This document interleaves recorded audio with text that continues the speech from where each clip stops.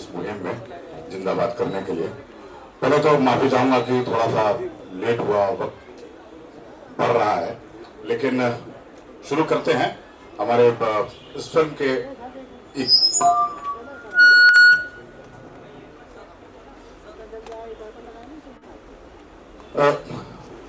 शुरुआत करते हैं फिल्म के पोस्टर के अनावरण से, इसके लॉन्चिंग के लिए। और मैं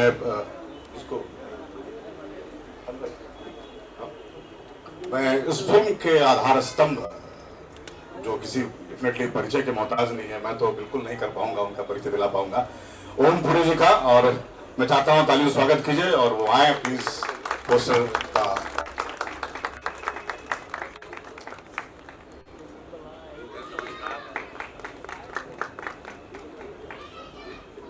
इस देरी के लिए मैं जिम्मेदार नहीं हूँ। मैं 7:15 बजे आ गया था, ऊपर इंट्रोड्यूस कर रहा था, तो जरा तीर अपना मेरे ऊपर मत चलाएं, क्योंकि आपके तीर को हम जानते हैं बहुत गहरा उतर जाता है वो। कई बार ऐसी कलम घुमाते हो ना आप लोग, कुछ ये मतलब आदमी पानी नहीं मांगता। तो मैं आपकी जयकार करता हूँ, आपका नमन करता हूँ और आपसे प्रेम करता हूँ। और आपका बहुत बड़ा योगदान होता है समाज में, चेतना फैलाने में, दुष्टों को बेनकाब करने में, और कई बार आप लोग शैतानी भी करते हो, वो भी जरूरी है। धन्यवाद। बाकी अभी करेंगे बातचीत। अरे अच्छा, मुझे लगा था एक ही आइटम नंबर है हमारे यहाँ, ये तो दो हैं। अच्छा, वो दूसरी व्यस्त है, तो ये लेटी हुई है। अरे इसको देखने तो ये लोग आए थे यार, क्या तुम करते हो ससुराल। अच्छा, पोस्टर तो देखने दो कम से कम यार। ये हमारा जो है, क्या कहते हैं उसको, टीआरपी। ये हमारा टीआरपी है।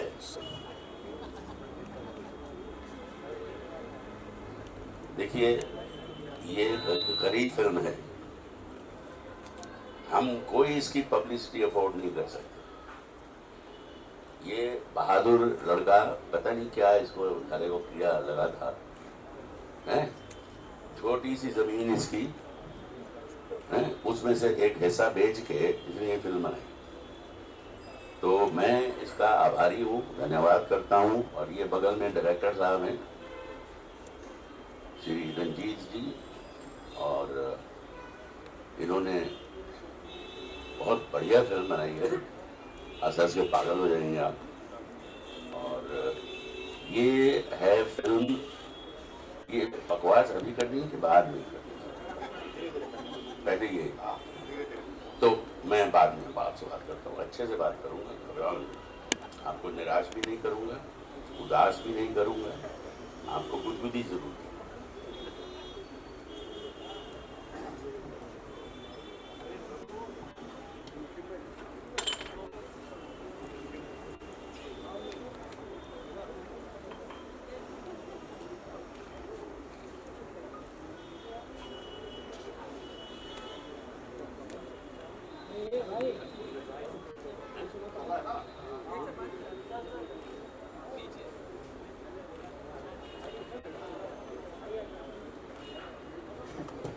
थोड़ी सी तालियां जरूरी होती है।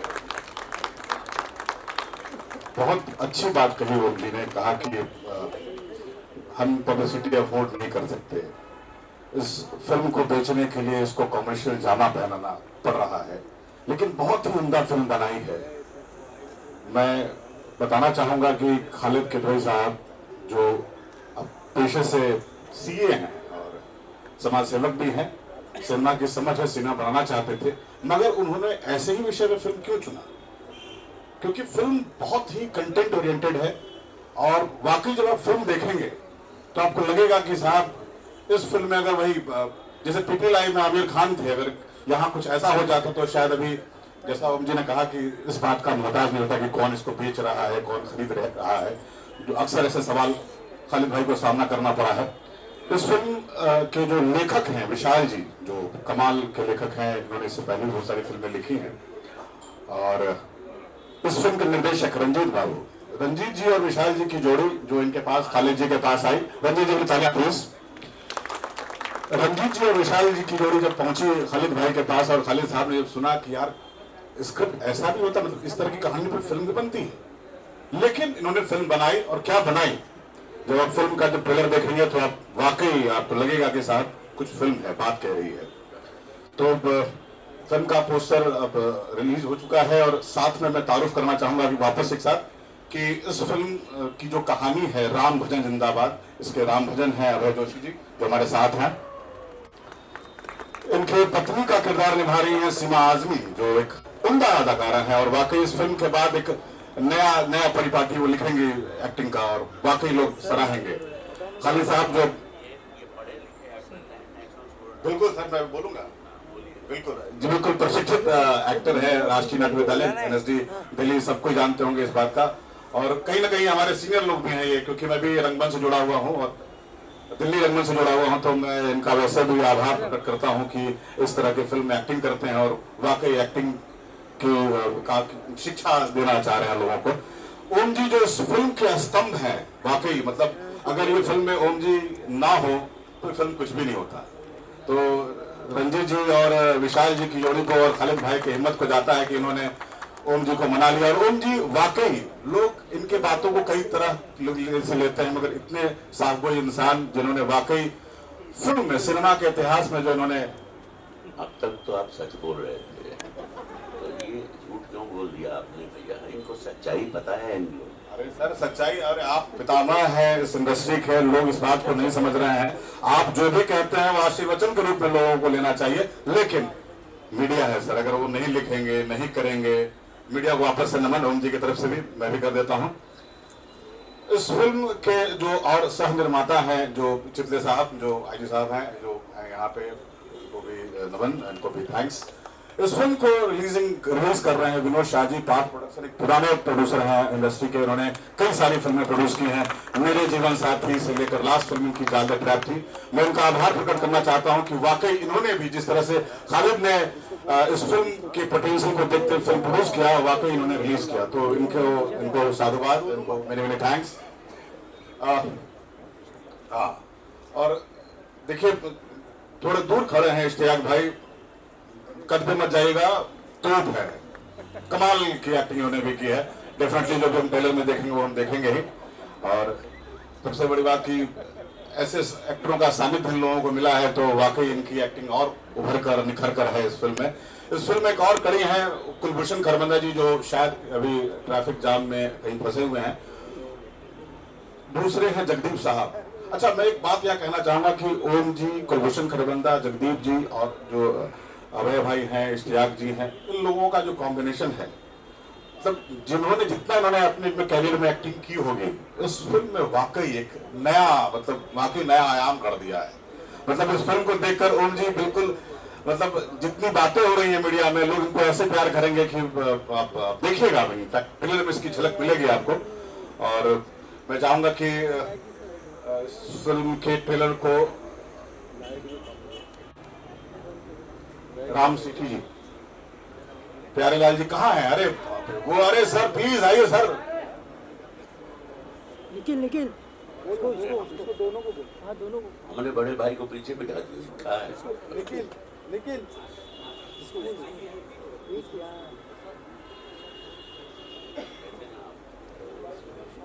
पीछे आ जाओ सर, पीछे आ जाओ। और मुझे लगता है कि पीछे की चेयर पे बैठे हो। उमेश शांडिल जी जो इस फिल्म के AP हैं, उनको भी साधुवाद, क्योंकि इस तरह की फिल्म में जुड़कर किस तरह से उन्होंने इस फिल्म का निर्माण में सहयोग दिया। और चेतन भाई भी इस फिल्म के साथ निर्माता हैं, तो ये पूरी टीम है, और इस टीम की तरफ से वाकई मैं शशि वर्मा हूँ जो इस फिल्म में एज ए क्रिएटिव हेड जुड़ा हुआ हूँ।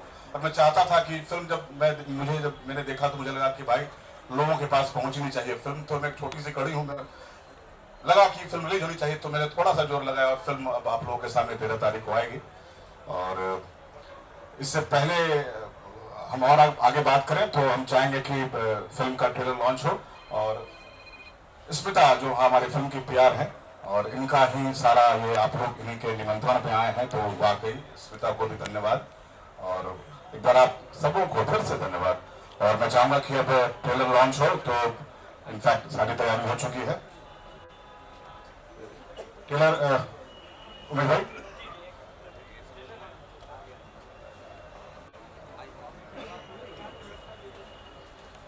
फिल्मों के कंटेंट के बारे में, जो इस तरह की फिल्में बनती हैं, उसमें मुझे एक दो लाइन याद आ रहा है। मैं अगर उतना अच्छा तो नहीं बोल पाऊंगा, लेकिन सुनाना चाहता हूँ, खासकर रंजीत जैसे डायरेक्टर के लिए, जो विशाल जी के साथ मिलकर इन्होंने कॉम्बिनेशन बनाया है कि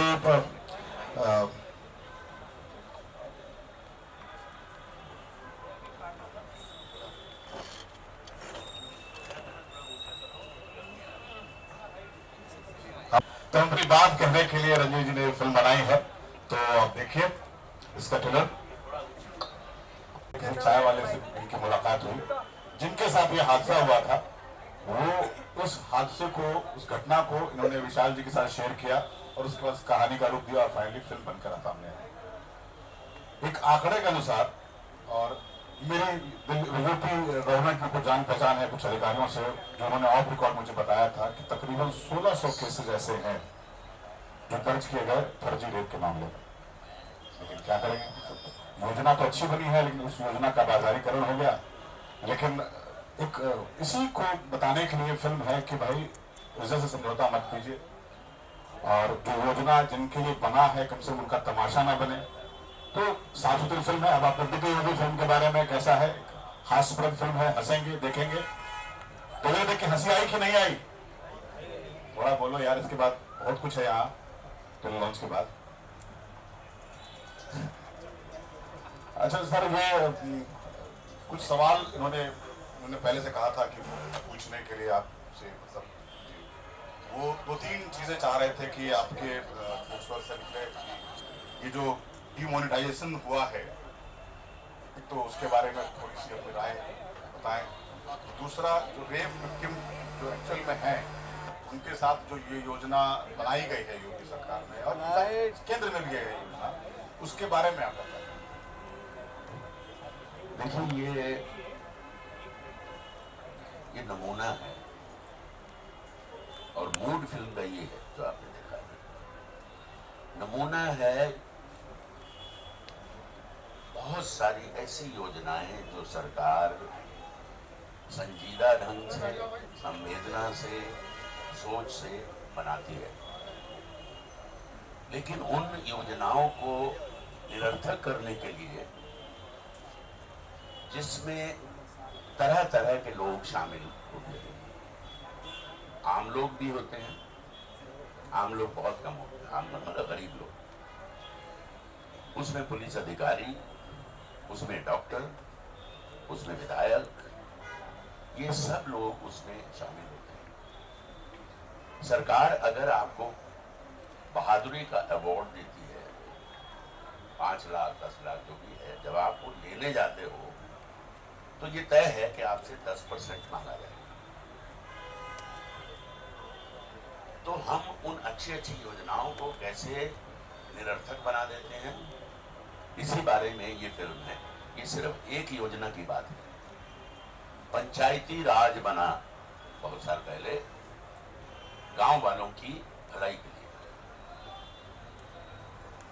सरपंच को हर साल एक रकम दी जाती है जो कलेक्टर के पास होती है, और सरपंच जो भी गांव की भलाई के लिए काम करना चाहता है वो पैसा कलेक्टर रिलीज करता है। फर्ज करो उसके पीछे मकसद ये है सरकार का कि कोई बेरोजगार ना हो गांव में, उनको कुछ ना कुछ काम दो। कहीं सड़क बन रही है या कहीं तालाब की खुदाई करवानी है, तो अब तालाब की खुदवाई हो रही है तो एक ठेकेदार मजदूरों को लेके आता है और उसको शाम को 300 रुपए मिल रहे हैं, और ठेकेदार उससे कहता है यार तू बात सुन, तो ऐसा कर 2-2.5 घंटे खुदाई कर 150 रुपए दे के चला जा, कोई दूसरा काम कर ले। साइन कर दे तो 300 में। तो इस तरह की जो चीजें हैं, और उसमें गरीब आदमी भी उसका हिस्सा बन जाता है, इन द सेंस या तो कोई दूसरा काम करेगा या है भी वो सारा सुस्त कि चलो 150 मिल रहा है, 50 की तो दारू पीऊंगा। तो इस तरह की बहुत सारी ऐसी योजनाएं हैं। ये तो एक रेप के ऊपर ये योजना है, और एक मैंने आपको बताया कि पंचायती राज के बारे में, और एक फिल्म मैंने की थी धूप, जो कि सच्ची कहानी पे आधारित थी। और वाजपेयी जी के पास जब वो प्रोफेसर, वो नौजवान कैप्टन, यंग अकेला लड़का माँ बाप का, शहीद हुआ था कारगिल में, तो मुआवजे में उनको पेट्रोल पंप का एक जमीन दी गई थी पेट्रोल पंप के लिए। उन्होंने मना कर दिया था कि भाई हम क्या करेंगे, मैं पढ़ाता हूँ, मेरी बीवी लाइब्रेरियन है और हमारे लिए काफ़ी है, हम सुरक्षित हैं। लेकिन इंसिस्ट किया आर्मी ने, सरकार ने, तो उनकी अब जिस विभाग में वो जाएं, पानी कनेक्शन के लिए, बिजली कनेक्शन के लिए, हर कर्मचारी जो है वो रिश्वत मांगता, और उसमें 75% जो संवाद हैं वो पिता ने जो बोले हैं वो हैं, और जो कर्मचारियों ने बोले हैं वो हैं। जैसे एक है कि पिता ने कहा कर्मचारी से कि देखो मेरे भाई, मैंने देश के लिए अपना इकलौता जवान बेटा खोया, दिया है देश को। सर मैं मानता हूँ आपने देश को दिया है, लेकिन हमें क्या दिया है? मतलब ऐसी क्रूर बात कहना बड़ी बेशर्मी की ये बात है। तो ये सुधार तो हम सबको अपने अपने मन में लाना पड़ेगा। जैसा मैंने कहा कि फिर वो तंग आके उन्होंने प्राइम मिनिस्टर से 5 मिनट मांगे और फाइल लेके गए, उनके आगे फाइल रख दी। तो अगर आप कोशिश करो, हार ना मानो, शिकायत करो, तो कुछ न कुछ होगा जरूर, क्योंकि सभी लोग तो करप्ट नहीं है। अगर सभी लोग करप्ट होते तो आज मुल्क ने जो पिछले 50-60 साल में तरक्की की है वो नहीं होगा। मुझे याद है वो भी वक्त जब फोन मिलाते थे कि घर में मृत्यु हो गई, खबर पहुंचानी है रिश्तेदारों को, 1 हफ्ता लग जाता था फोन कनेक्ट होने, ट्रंक कॉल। और आज देखिए पूरी दुनिया से आपका संपर्क है। खाद्य सामग्री हमारे पास जरूरत से ज्यादा है, वितरण प्रणाली हमारी वो कमजोर है, उसका डिस्ट्रीब्यूशन सही नहीं हो पा रहा है। लेकिन खाद्य सामग्री इतनी है कि हम पड़ोसी देश को भी दे सकते हैं। जब मैं कॉलेज में था तो हमारे पास गेहूं नहीं थे, अमेरिका भेजता था वो गेहूं जो वो जानवरों को खिलाते थे। मैं उन पे कटाक्ष नहीं कर रहा हूँ, मैं ये सिर्फ ये कह रहा हूँ कि भाई हम शुक्रगुजार थे उनके, भाई उन्होंने जो उनके पास था वो भेजा। अगर कोई गरीब आदमी मेरे पास आए मांगने हैं, अगर मेरे पास मोटा चावल है तो वो तो धन्यवाद देगा, मैं कोई बात नहीं है, मेरा पेट तो भरेगा। तो आज हमारे पास जरूरत से ज्यादा सामग्री, लेकिन बहुत सारी चीजों में अभी की असमानता बहुत ज्यादा है। पड़ोसी देश से वैसे कम है, हमारे यहाँ मध्यम वर्ग बहुत बड़ा है, उनके यहाँ मध्यम वर्ग है ही नहीं। लेकिन फिर भी हम चाहते हैं कि हर गरीब के पेट में खाना जाए, जा रहा है, वैसे ऐसी कोई बात नहीं है, छत हो और इज्जत की जिंदगी। किसानों की समस्या है सबसे बड़ी समस्या हमारी, हमें ढूंढना होगा इसका विकल्प। ये बाढ़ जब आती है, वो तो आती या तो बाढ़ आएगी या सूखा आएगा, और पानी पर्याप्त है हमारे पास, लेकिन हम उसके लिए कोई विकल्प नहीं ढूंढ पा रहे हैं। ढूंढना चाहिए। बहुत सारी चीजें हैं जो अभी करनी बाकी हैं। ये तो शर्म की बात है ना। एक किसान भी अगर आत्महत्या करे, जिसे हम धरती पुत्र कहते हैं, और वो हमारे पेट में दाना डालता है। मेरा बेटा यहाँ बॉम्बे में पैदा हुआ, उसने गांव नहीं देखा था। मैंने कहा बेटा बहुत जरूरी है गांव देखना। मैं शूटिंग कर रहा था दिल्ली 6, जयपुर से 150 किलोमीटर दूर हम रिजॉर्ट में ठहरे। तो आया, मैं उसको लेकर लोकेशन जा रहा था, रास्ते में खेत आए, मैंने गाड़ी रोकी, मैंने कहा बेटा उतरो। 11 साल का था तब वो। बोले क्या हुआ? मैंने कहा उतरो तो सही। उतरा। मैंने कहा ये क्या है सामने? ये खेत है। सही है। और वो सामने जो घर दिखाई दे रहे, वो मुझे लगता है गरीब लोगों के घर। मैंने कहा लोग तो गरीब हैं, लेकिन ये किसान है। मैंने कहा एक चीज बताओ, तुम घर में क्या खाते हो? तो हंसने लगा। खाना खाते हो और क्या? नहीं, खाने में क्या खाते हो? अरे बाबा, रोटी खाता हूँ, चावल खाता हूँ, सब्जी खाता हूँ, दाल खाता हूँ, फल खाता हूँ। मैंने कहा तुम्हारे उधर वर्सोवा में, सात बंगला में कहीं ये चीजें उगती हैं, या कहीं भी बम्बई में, बांद्रा में, बोरीवली में, सचिवालय में कहीं उगती हैं ये चीजें? पता नहीं। मैंने कहा ये लोग इसे यहाँ उगाते हैं और हमें भेजते हैं। ये गांव है, ये किसान है, और ये हमारे लिए सुबह 4 बजे उठ के अपने खेतों की रक्षा करते हैं, पानी देते हैं, पक्षियों को भगाते हैं कड़कती धूप में और कड़कती सर्दी में। तो हमें इनको भूलना नहीं चाहिए।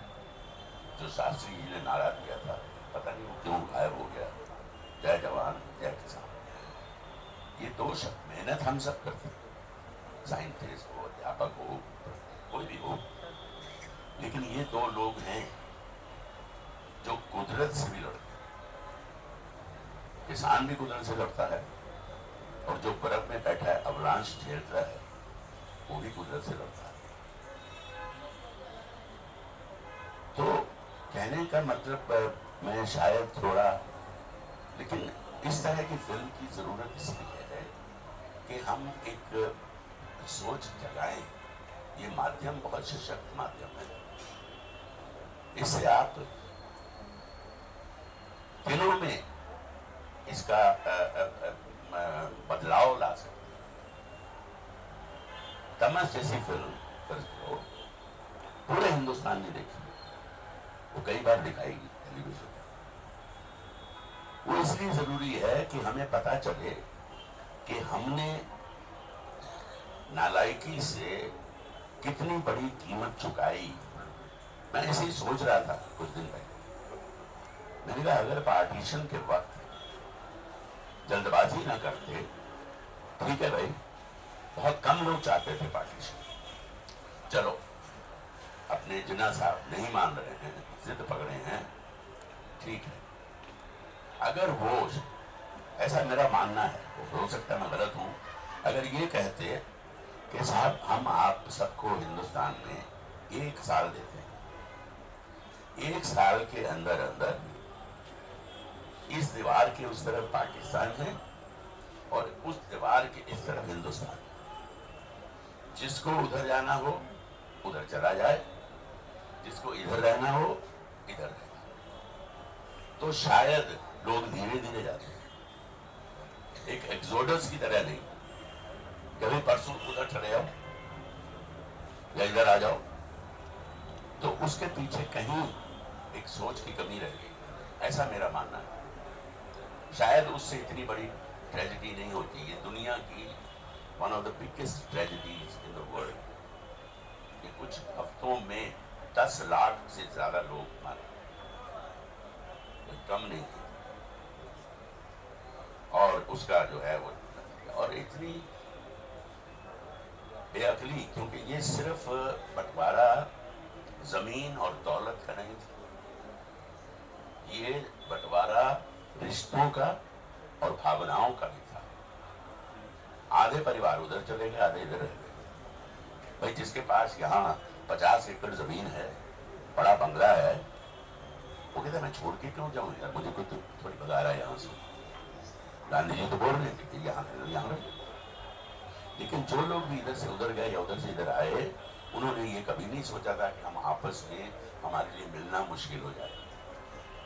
उन्होंने ऐसे ही सोचा होगा कि भाई एक परिवार है जिसमें 4 भाई हैं, चारों की शादियां हो गई, बच्चे हो गए, परिवार बड़ा हो गया, छोटा पड़ रहा है। तो पिता ने कहा बेटा तू अच्छा कमा रहा है बेटा, तो तू अपना अलग से घर ले ले। उसने कहा आप तुमसे ठीक सही कह रहे हो, अलग घर ले लिया। लेकिन वो ईद पे मिलने आता है, घर में बच्चा पैदा हुआ तो आता है, शादी हुई तो आता है, मैयत है तो आता है। लेकिन ये जो हमारी आपस की दुश्मनी है, उन्होंने कभी सोचा, मेरा ये पक्का ही, उन्होंने कभी नहीं सोचा होगा कि हम आसानी से खरा लाहौर से लखनऊ नहीं जा पाए। मैं 6 बार गया हूँ पार्टी, कितने लोग हुए, हजूर आप कहाँ से? पटियाला से, पंजाब से। मेरे अब्बा लखनऊ में दफन, बहुत मन करता है जरा जाके, कोई कहता पटना से। तो बड़ा अफसोस होता है कि बड़ी बात। अभी टीवी में मैं देख रहा था 70 साल का बूढ़ा, नहीं सॉरी 70 तो उसने कहा मैं हिंदुस्तान 70 साल बाद आया। तो मतलब ही मस्ट बी 84, 85 ऐसे कुछ होंगे। वो बोले 70 साल बाद मैं हिंदुस्तान आया, और वो हिंदुस्तान के टीवी में बोल रहे थे। बहरहाल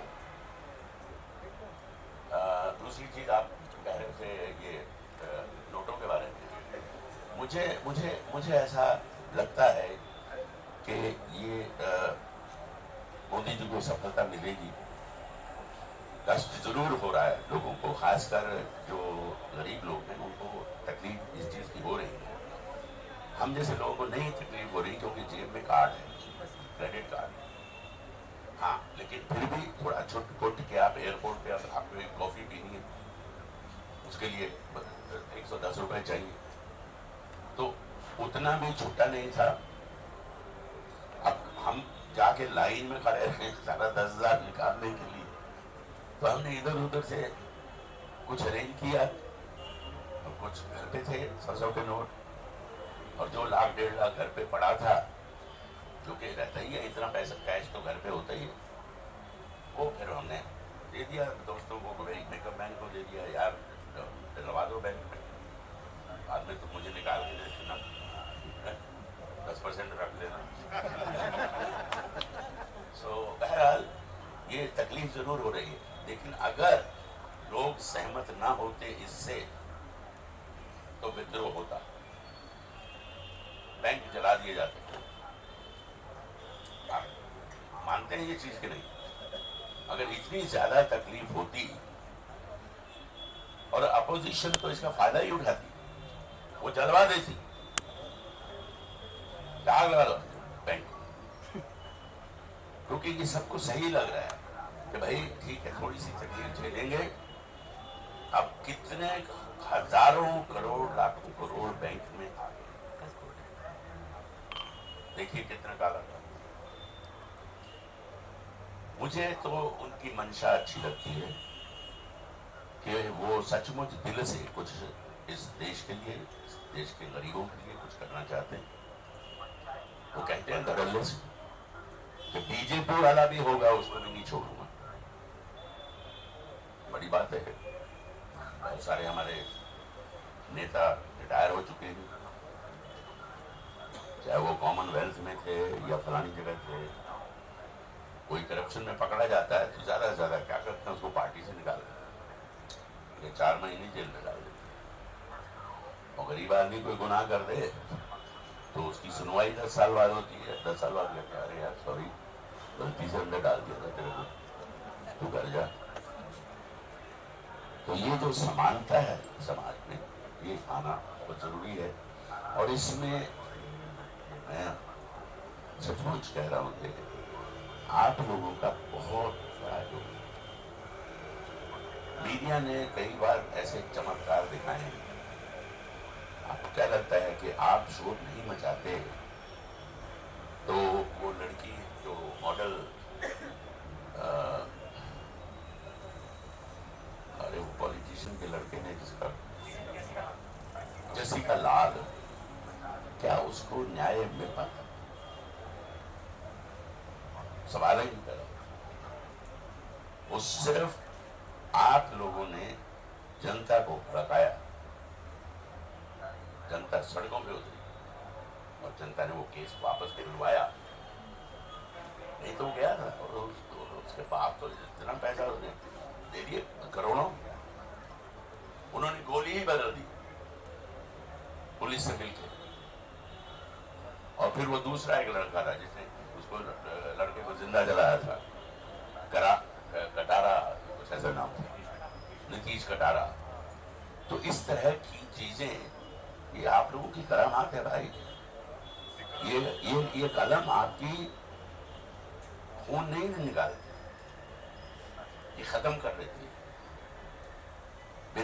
बिना खून बहाए। इसमें बहुत ताकत है, इसका सही उपयोग करें, मेरी आपसे विनती है। ये तो छोटी चीज है हाँ, लेकिन हमारे लिए छोटी नहीं है, बड़ी मेहनत से बनाई गई है। और ये जूझ रहा है 3 साल से बना के बैठा है इसको। और अभी इनकी कृपा हुई, हमारे जो डिस्ट्रीब्यूटर हैं, हम उनका बहुत बहुत धन्यवाद करते हैं और ये उम्मीद करते हैं कि इस फिल्म में जो पैसा इनका लगा है वो सूद समेत कम से कम वापस आ जाएगा। इनको 20%, 25%, इतना भी मुनाफा आ जाए तो ये अगली फिल्म भी बनाने की सोचे, वरना ये आखिरी फिल्म है, इसके बाद ये कुछ नहीं बनाना, क्योंकि इनमें ताकत ही नहीं है।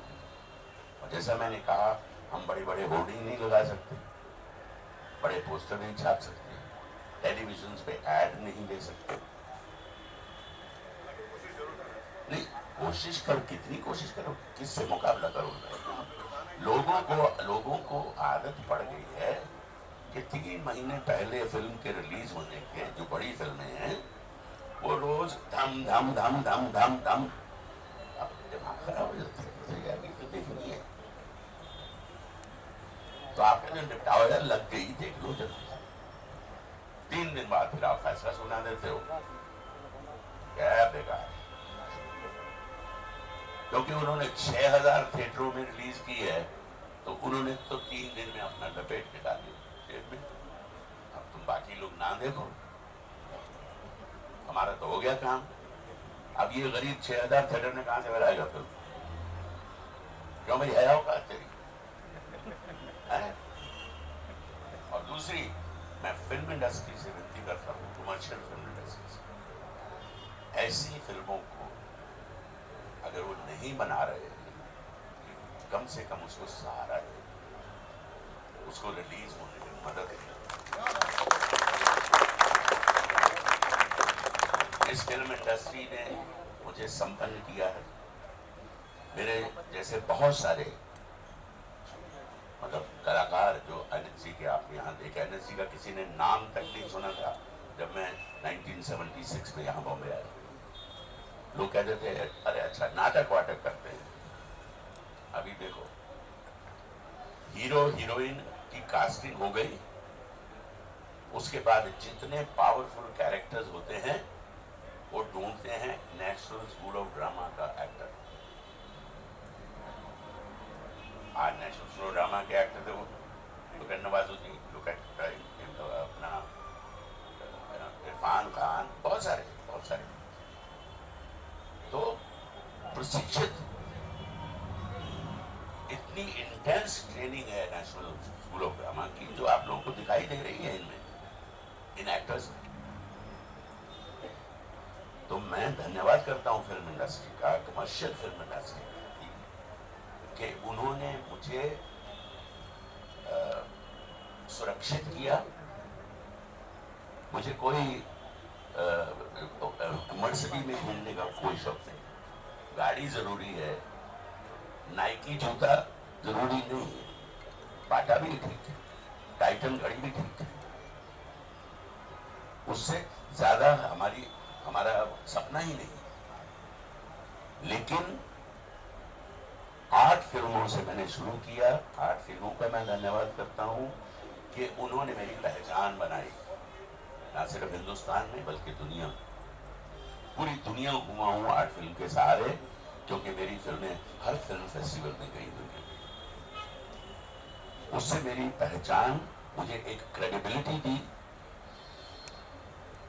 और कमर्शियल सिनेमा ने मुझे खुशहाली दी कि मैं आज सिक्योर हूं, मेरा परिवार, मेरा बच्चा सुरक्षित है, अच्छे से रह रहा है। मैंने बेटे से कहा, मैंने कहा बेटा तू अगर जिंदगी में नहीं भी कमाएगा, अगर सही तरीके से इस्तेमाल करेगा, अपने को एक मिडिल क्लास का आदमी मानकर चलेगा, अपर मिडिल क्लास का, तो भी तेरे पास बहुत है, क्योंकि तुम अकेली औलाद हो गई। तो मैं दोनों सिनेमा का धन्यवाद करता हूं। कमर्शियल सिनेमा ने उनका बहुत बड़ा योगदान है, एक मनोरंजन, जो कि समाज में मनोरंजन बहुत जरूरी है। हाँ, कई बार ऐसा होता है कि कुछ ऐसी फिल्में नकारात्मक भी आ जाती हैं जिनका प्रभाव समाज पे अच्छा नहीं पड़ता है, लेकिन बहुत सारी एक मनोरंजन वाली साफ सुथरी फिल्में 50 और 70 के दशक का जो सिनेमा था, वो खैर वो तो गोल्डन पीरियड था। फिर 80 से 90 में एक पैरेलल सिनेमा आया, लेकिन फिर 70 से गिरावट शुरू हो गई थी कमर्शियल सिनेमा। अब फिर पिछले 10 साल में बहुत तरक्की की है कमर्शियल सिनेमा ने, कहानियां बेहतर हो गई हैं, टेक्निकली फिल्मों ने बहुत इम्प्रूव किया है, हिंदुस्तान को हिंदी सिखाई है। अगर तमिल में कोई टूटी फूटी हिंदी बोलता है या कर्नाटक में बोलता है, तो वो हिंदी फिल्मों की वजह से है। केरल में बोलता है, बंगाल में बोलता है, कि हमें इसने जोड़ा है और रोजगार दिया है बहुत सारे लोगों को। मेरा ख्याल है अब हम लोग प्यास लगी है, नींबू पानी तैयार है भाई? मीठा ठीक है, टेस्ट किया, मीठा ठीक है। तो मतलब ऐसा ही नहीं, ऐसा तो है नहीं कि मैं कहीं विदेश जा रहा हूँ हम नहीं मिलेंगे। बस यही एक आपसे विनती है कि आप में बहुत ताकत है और हम चाहते हैं कि आप उस ताकत को, आपको ये ताकत बख्शे रहे, आपकी कलम चलती रहे, इस तरह की फिल्मों को साथ देते रहे।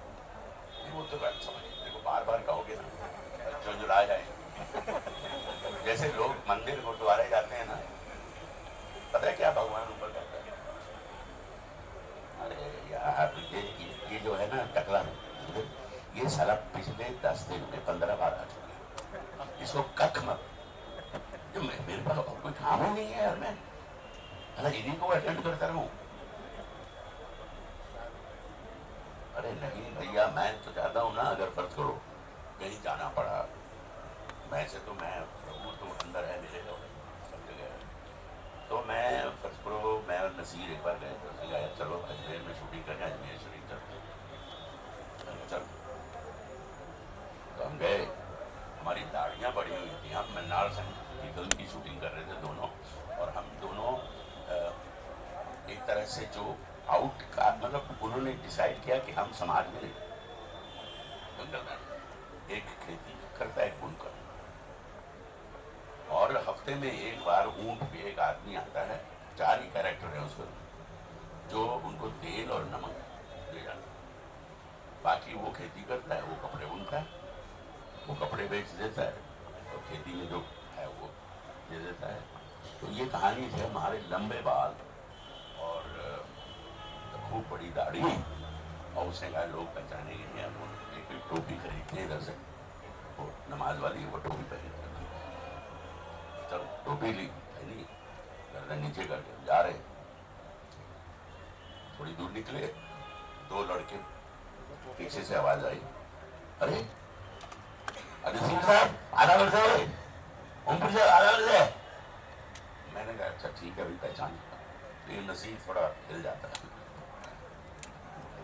थोड़ी बात। यार ठीक है ना, कोशिश तो हमने की, बचने की, अब नहीं बच पाए तो चलो अंदर तो चलो।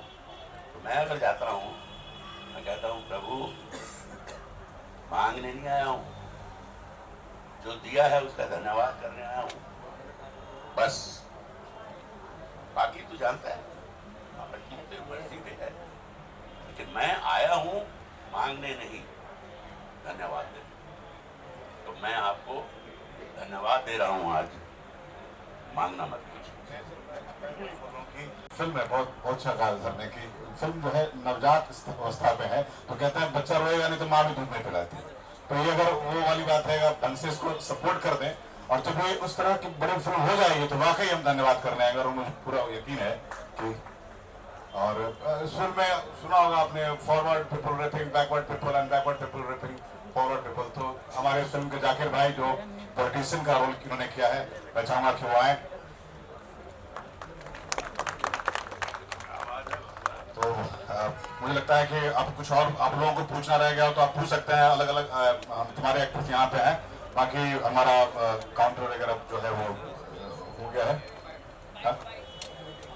बाइक साहब मतलब जिनको अपने अपने बाइक लेने हैं तो प्लीज वो है। ये गजब के एक्टर हैं, मैं पहली बार इनसे इसी फिल्म में मिला, और ये नालायकों ने मिलवाया भी नहीं, सीधे हम लोग सीन करने लगे। इन्होंने सीन किया और फिर मैंने जाके इससे पूछा, मैंने माफ करना ही गाली दी इसको, जो कि मैं रिपीट नहीं कर सकता। आप सोच सकते हैं, क्योंकि कल्पना में तो कहीं भी आप जा सकते हैं। तो मैंने कहा ये कौन है? जाके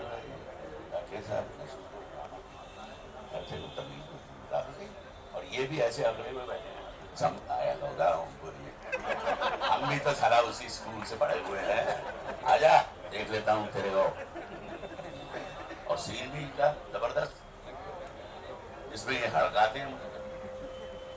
तो ये थी हमारी पहली मुलाकात, और मैं विनम्र हो गया फिर इनके आगे और इनको मित्र बना लिया, क्योंकि अगर दुश्मन ताकतवर हो तो बेहतर है कि आप उसको दोस्त बना लें। तो ये है इनका परिचय मेरी तरफ से। तमाम जो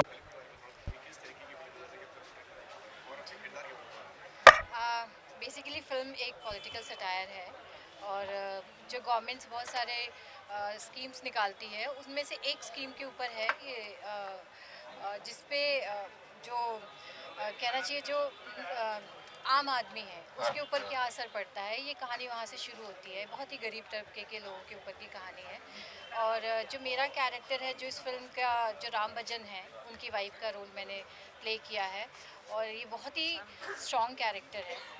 पर्वतिया नाम है मेरे कैरेक्टर का, and she is very very strong, और बहुत ही आत्मसम्मान वाली महिला है। और जैसा कि आप लोगों ने सुना, ये रेप पर बेस्ड है। जो एक गवर्नमेंट ने स्कीम निकाली थी कि अगर रेप विक्टिम है तो उनको मुआवजा दिया जाए, उसका कैसे मिसयूज़ हुआ है, और उस मिसयूज़ होने में लेयर्स हैं। मतलब उस सिस्टम के सारे जो करप्शन है वो वन बाय वन करके सामने आता है। जो विक्टिम है अल्टीमेटली उस तक ये नहीं पहुंच पाता है, बट जो पर्वतिया है वो इस पूरे सिस्टम में कहीं एग्जिस्ट नहीं करती, बट उसी के बिहाफ पे ये सब हो रहा है, उसके नाम पर हो रहा है। और जब उसे पता चलता है तो वो कैसे फाइट बैक करती है अपने आत्मसम्मान के लिए, अपनी इज्जत के लिए। वो बहुत ही देखने वाली, और बहुत ही मुझे पर्सनली ऐसा लगता है कि आज हमारे समाज में जो बहुत सारी चीज़ें हम ऐसे इग्नोर कर देते हैं। हमें लगता है कि कोई फ़र्क नहीं पड़ता, लेकिन इस कैरेक्टर को जब आप देखेंगे तो आपको लगेगा कि नहीं, अगर आपके पास पैसे नहीं है तो उसका ये मतलब नहीं है कि आपका आत्मसम्मान नहीं है, आपका आत्मसम्मान है, आप एग्जिस्ट करते हैं। सो इस तरह का मेरा कैरेक्टर है। ये कैरेक्टर एक्चुअली है बहुत स्ट्रांग है, और इसके लिए सबसे ज़्यादा क्या है कि गांव की कहानी है, उस तरह के कॉस्ट्यूम है, उस तरह का। सबसे ज़्यादा इसकी भाषा बहुत ही अलग है, बहुत ही प्यारी भाषा है। वो मेरे लिए नया था, वो उसके लिए मुझे थोड़ा सा प्रैक्टिस करना पड़ा। अदरवाइज़ कैरेक्टर क्योंकि जब मैंने स्क्रिप्ट पढ़ी थी मुझे बहुत बहुत ज़्यादा ही पसंद आया था ये कैरेक्टर। मुझे लगा था कि मैं इसके साथ जस्टिस कर सकती हूँ और मैंने कोशिश की है। सो उम्मीद है कि आप लोगों को उसमें पसंद आएगी ये कैरेक्टर। जी जी जी। हाँ, ये बहुत अच्छा सवाल है आपका, क्योंकि ये बहुत ही इम्पोर्टेंट है। क्योंकि क्या आप लोग जो फ़िल्म देखेंगे वो हमारी परफॉर्मेंस होगी, लेकिन हमें क्या मिला इस पूरे प्रोसेस में? इसमें 5 से 6 एनएसडी के एक्टर्स हैं, जो हमारे मेरे लिए पर्सनली बहुत बड़ी बात है। और ओम जी के साथ क्या हम सेट पे तो जो काम करते ही करते थे, हम रूम में भी आके उनके साथ बहुत सारी पार्टी करते थे। और उनकी किस्से कहानियाँ, जो उनके टाइम पे कैसे उन लोगों ने स्ट्रगल किया और किस तरह से सिनेमा में उन लोगों की एंट्री हुई, वो सारी बातें सुन के हमें लगा कि मैं पर्सनली बहुत लकी रही कि मैं इतने गुणी लोगों के साथ काम करने का मुझे मौका मिला और उनसे सीखने का मौका मिला। ये जैन में आ रही है। 13 जनवरी का डेट फिक्स हुआ है। सो आप लोग देखिए, अभी तो इसकी प्रमोशन शुरू हो गई है। जी। आ, थोड़ा सा तो पड़ेगा, क्योंकि क्या है ना, अभी भी गांव में या छोटी जगहों पे अभी भी लोग स्ट्रगल कर रहे हैं, डेली जाते हैं। क्योंकि मैं जानती हूँ ये अभी भी बहुत ज़्यादा टफ है लोगों के लिए कैश के बिना। क्योंकि क्या, एक नए सिस्टम में जाने के लिए आपको पूरा ट्रेनिंग की ज़रूरत होती है या उसको यूज़ करने की ज़रूरत होती है। लेकिन फिर भी एक अच्छी फ़िल्म मुझे लगता है कि लोग देखना पसंद करेंगे। उनकी बात भी कहती है फ़िल्म में। क्या है ना कि आप हर कैरेक्टर से कहीं ना कहीं रिलेट करेंगे और आपको बहुत मज़ा आएगा कि बहुत एंटरटेनिंग है। सब्जेक्ट बहुत सीरियस लगेगा, लेकिन जिस तरह से इसको हैंडल किया गया है, जिस तरह इसकी कहानी है और सारे कैरेक्टर्स हैं, वो बहुत ही एंटरटेनिंग है। तो लोगों को बहुत अच्छा लगेगा और डेफिनेटली वो जाके सिनेमा में देखना पसंद करेंगे। हाँ, ये इसकी लोकेशन जो है बाराबंकी एक ज़िला है, वो वहाँ के गांव में शूट किया है। बिल्कुल ही रूरल एरिया है। और जहाँ के कहानी है जिस तरह की, उस तरह का वो लोकेशन थी। और हम बिल्कुल गांव में जाके रहे तो नहीं कहूँगी, लेकिन हाँ, हमने शूट पूरा वहीं किया है और लोकल लोगों के साथ। और वो लोग आते थे शूटिंग में, और वो भी हैं इस फिल्म में। तो आप लोग देखेंगे तो आपको एकदम रियल कैरेक्टर्स दिखेंगे, इवन क्राउड में। बहुत अच्छा। मुझे पूरा यकीन है कि एक तो क्या है ना कि मुझे पर्सनली ऐसा लग रहा है कि सोसाइटी में भी चेंज आ रहा है। बहुत सारी चीज़ें जो हम पहले मिस कर देते थे, हम उस पर बात नहीं करते थे, हम इम्पोर्टेंट नहीं समझते थे। लेकिन आज गवर्नमेंट भी वो बहुत सारा एफर्ट डाल रही है कि लोग अपने अपने रूट से जुड़े। हम किसानों की बात करने लगे हैं, हम उनके विषय में बात करते हैं, या मज़दूरों के बारे में बात करते हैं। कोशिश है। तो ये फिल्म उसमें एक कदम अपना आगे बढ़ाती है कि हम फिल्म देखने जाए तो हम एक मैसेज के साथ एंटरटेन हो, साथ में हम एक मैसेज भी लेके जाए। मैसेज कहना चाहिए कि आप अगर थोड़ा भी टच करती है फिल्म, तो वो मैसेज ही है। तो मुझे पूरा यकीन है कि ये लोगों को टच करेगा।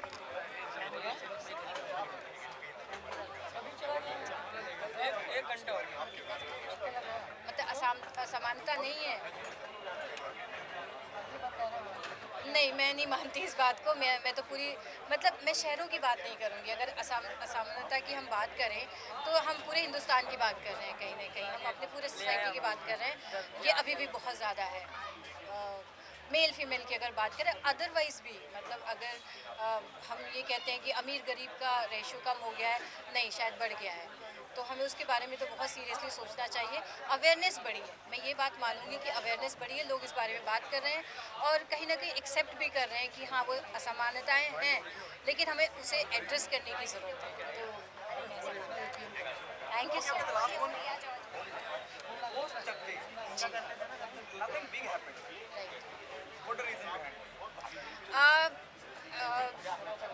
अब चक दे इतनी बड़ी हिट थी, तो एक्सपेक्टेशन बहुत ज़्यादा होती है। जब भी आप नेक्स्ट फिल्म करते हैं या दूसरा कोई भी प्रोजेक्ट करते हैं, तो लोगों को उम्मीद रहती है कि कम से कम चक दे ना सही, उसके आसपास तो आप रहें।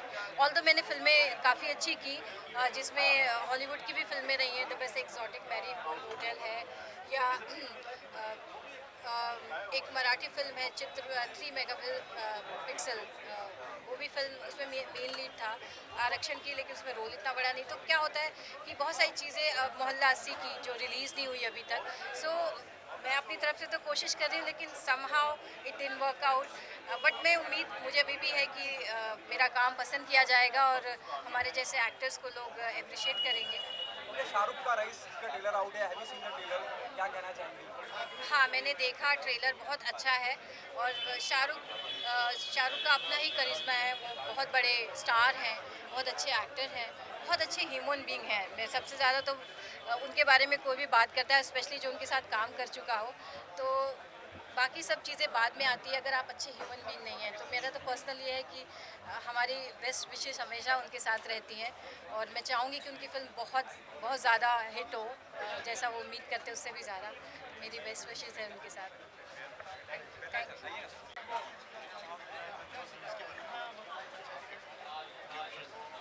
विशेष देखो, कहानियाँ तो सबके दिमाग में आती हैं, लेकिन ये कुछ ऐसी कहानी है जो हमारे समाज का थोड़ा सा ऐसा रूप दिखाती है कि किसी ऐसी घटना जिसके ऊपर लोगों को सज़ा मिलनी चाहिए, उसका लोग किस तरह से तमाशा बना लेते हैं और उससे किस तरह से वो अपना पॉलिटिकल और फाइनेंशियल फ़ायदा, कुछ लोग जो अधिकारी वर्ग के लोग हैं, नेता वर्ग के लोग हैं, पॉलिटिशियंस हैं, वो किस तरह से गरीब आदमी, बिल्कुल आम आदमी जो रोज़ के 70 रुपये कमाता है, उस तक को नहीं छोड़ते अपने फ़ायदे को अंजाम देने के लिए।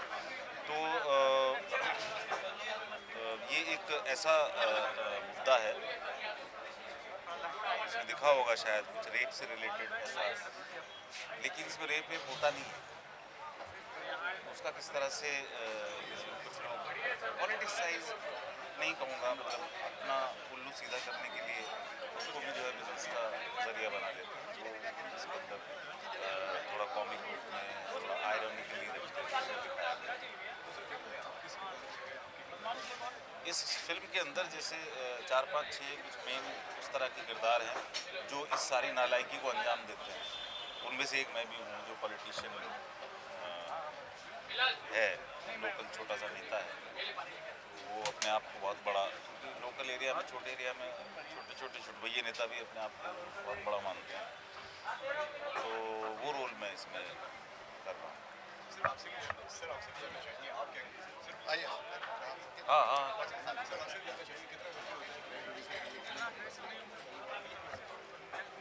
डेफिनेटली इसको बनाने के लिए बहुत कुछ मतलब प्लानिंग होती है। सबसे पहले स्टोरी सब डिसाइड कर देना पड़ता है कि भाई आप इस स्टोरी के ऊपर आप काम करने जा रहे हो, वो आगे कैरी करेगी नहीं करेगी, क्या है, बहुत कुछ पहलुओं में देखा जाता है। लेकिन कुछ इस स्टोरी के बारे में सुनने के बारे में स्टार्टिंग में लगा कि नहीं, कुछ समाज को ये चीज़ सच्चाई पहुँचनी चाहिए, क्योंकि ये बहुत लोगों को नहीं पता है और बहुत लोगों को कुछ पता भी है, जिसका वो लोग मिसयूज़ करते हैं। और लेकिन इसमें हम लोगों ने देखा है कि भाई गलत गलत है, जब तक हम खुद नहीं बदलेंगे तब तक दुनिया नहीं बदलेगी। हम दूसरे पे उंगली नहीं उठा सकते, पहले हमको अपने आप को बदलना होगा।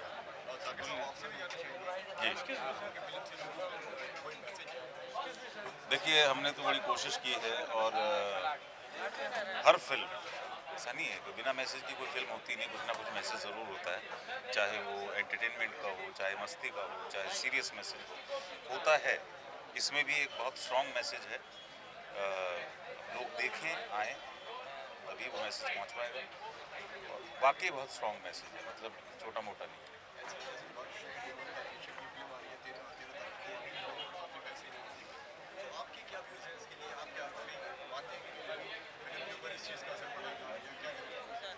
असर तो हर चीज़ में पड़ रहा है, उसमें ज़्यादा एलोबरेट करके तो शायद मैं I am not able to, मैं उसमें कुछ दखल रखता नहीं हूँ कि इसके क्या नतीजे होंगे या क्या होगा। अच्छा है, ब्लैक मनी के ऊपर गाज गिरी है और जहाँ तक पैसे नहीं है, ऐसा नहीं पैसे नहीं है, आपकी जेब में नहीं है, बस इतना ही फ़र्क है।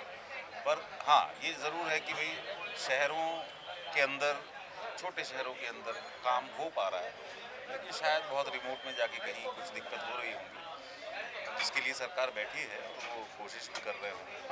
हमारा तो काम चल जाता है, कार्ड से चल जाता है, इससे चल जाता है, उससे चल जाता है, और बहुत सारे ऑप्शन हैं, उसको होते होते ठीक होते होते टाइम लगेगा, हो जाएगा ठीक। ऐसा तो है नहीं कि मतलब कुछ जो है मतलब लैंडस्लाइड टाइप का नहीं हो गया कि रास्ते ही रुके हैं, बंद हो गए, ऐसा नहीं। हैं, ऑप्शंस हैं, खुल रहे हैं। थोड़ा सा 2 रोटी खाते थे, भी 1.5 खा लेंगे थोड़े दिन और, ऐसा नहीं है। एज अ प्रोड्यूसर ये क्या बिजनेस के ऊपर आपने करें? डिमोनेटाइजेशन के ऊपर तो जो अचानक ये चीज़ अच्छी है, इन्होंने कोशिश अच्छी की है सॉरी करप्शन को और ब्लैक मनी को आउट करने के लिए, लेकिन जो तरीका था वो गलत था। इतनी जल्दी जो अचानक कर दिया उससे तकलीफ हो रही है लोगों को, और हम चाहेंगे कि सरकार इसको जल्दी से जल्दी इसका सोल्यूशन निकाले और लेट्स होप कि सब नॉर्मल हो जाएगा जल्दी से जल्दी।